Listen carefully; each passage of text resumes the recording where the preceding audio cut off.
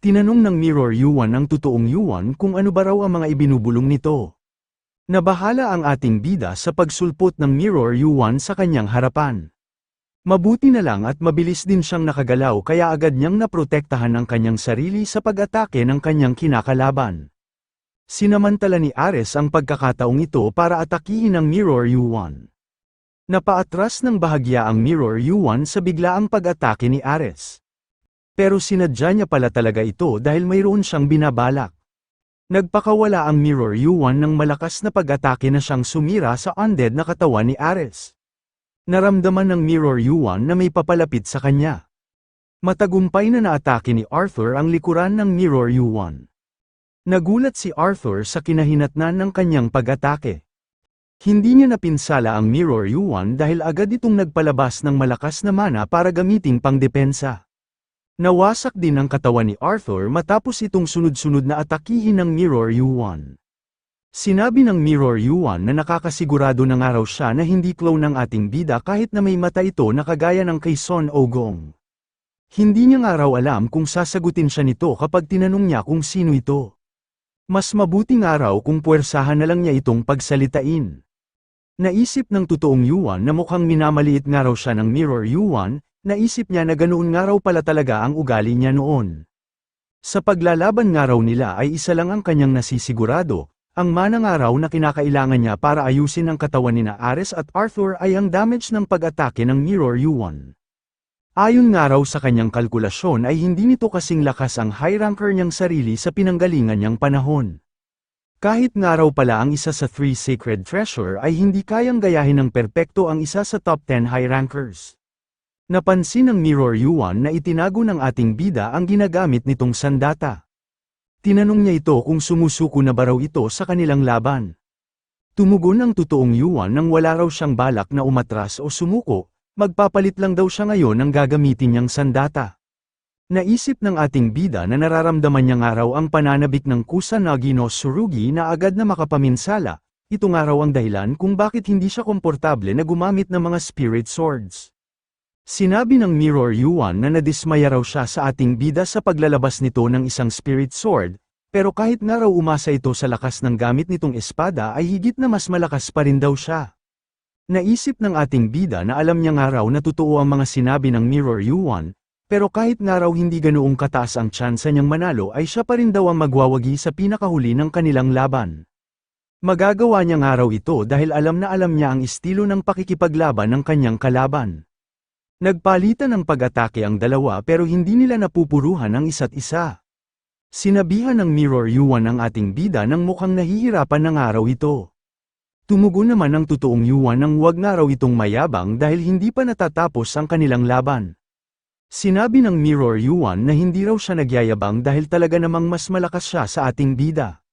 Naisip ng totoong Yuan na ubod nga raw pala siya ng yabang bago niya nakaharap ang mga outer gods. Iilan nga lang daw ang mga nakalaban niya noon na kasing lakas nina Son Ogong at Hercules. Nagbago nga lang daw ang kanyang personalidad noong napapalaban na siya sa mga outer gods. Nakakilala nga raw siya ng mga kaibigan at naranasan niyang makipaglaban na kabilang sa isang grupo. Napagtanto niya nga raw na hindi niya kailangan na lumaban lagi ng mag-isa. Naisip ng ating bida na dapat niya nga raw dagdagan ang kanyang lakas dahil hindi sapat ang kanyang mahigit sa 100 mana para pantayan ang pag-atake ng kanyang kalaban. Sa mga sandaling yun ay bigla na lang nabalot ng lakas ng isang higante ang buong katawan ng ating bida. Nangyari ito matapos niyang i-activate ang skill na Gigantification. Nagtaka ang Mirror Yuan kung bakit may skill din ang ating bida na kagaya ng kay Hercules. Pagkabuo ng katawan nina Ares at Arthur ay agad na muli ang mga itong umatake. Bigla na lang bumilis ang Mirror Yuan at agad na nilampasan sina Ares at Arthur para puntiryahin ang ating bida. Nabahala ang totoong Yuan sa bilis ng paggalaw ng Mirror Yuan, hindi niya nga raw matukoy kung nasaan ito dahil sa dami ng naiiwan nitong after image. Pakiramdam niya nga raw ay para siya ngayong nakikipaglaban sa napakaraming kalaban. Alam niya man daw ang pattern ng mga pag-atake nito pero wala nga raw siyang sapat na bilis para magawa niyang makasabay. Nakaisip ng paraan ng ating bida para makawala siya sa sunod-sunod na pag-atake ng kanyang kalaban. Agad niyang ginamit ang kanyang Holy Fire para protektahan ang kanyang katawan. Ginamit niya rin ang kanyang Cinder Eyes para mas madali niyang makontrol kung saan niya ipangdedepensa ang kanyang Holy Fire. Naisip ni Yuan na dapat nga raw siyang mag-focus para matukoy niya kung nasaan ang totoong Mirror Yuan. Sa daming araw ng after image nito ay kailangan niyang malaman kung alin ang dapat niyang atakihin. Agad na ginamit ng ating bida ang skill na Sky Steps noong matukoy na niya kung nasaan ang Mirror Yuan. Ini-activate na rin niya ang kanyang Supreme Arcane Sword sa gamit-gamit niyang sandata. Matagumpay na niya itong naatake pero hindi pa rin sapat ang kanyang lakas para magawa niya itong mapinsala. Nag-activate na rin siya ng Demonic Energy para mas lalo pang palakasin ang epekto ng kanyang skill na Gigantification. Naisip ng Mirror Yuan na habang nagtatama nga raw ang kanilang mga sandata ay mas lalo raw nagkakatotoo ang kanyang suspecha. Ang kanyang araw attack patterns, mga skills at bawat paggalaw ay alam na alam ng kanyang kinakalaban.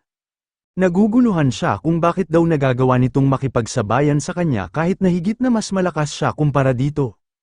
Halos magkaparehas nga raw sila nito sa lahat ng aspeto pero hindi nga raw ito isang doppelganger. Muli na namang nasugatan ang pisngi ng Mirror Yuan. Naisip ng Mirror Yuan na isa nga lang daw ang maaaring kasagutan sa kanyang mga katanungan. Mukhang ang kinakalaban niyang araw ngayon ay ang sarili niya mismo.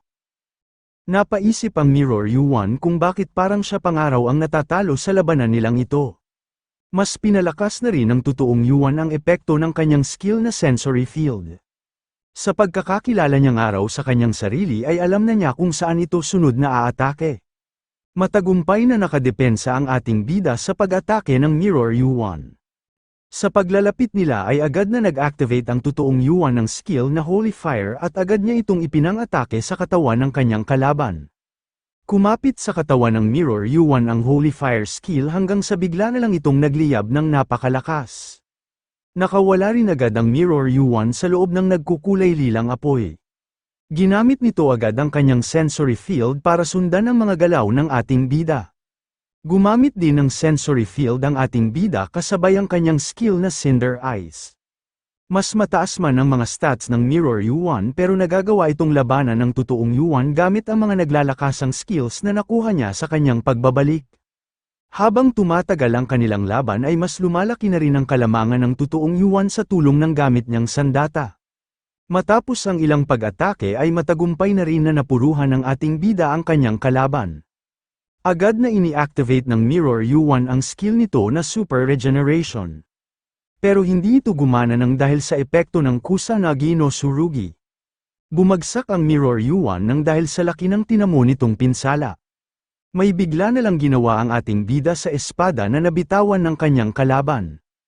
Pinalipad niya ito sa ere at itinutok niya ang dulo nito sa direksyon ng Mirror Yuan. Nakilala ng Mirror Yuan ang teknik na ginamit ng ating bida. Itong araw ay ang Key Sword Manipulation. Sinabi ng totoong Yuan na ngayon niya palang daw ito ginamit ulit dahil sa dami ng konsumo nito sa mana.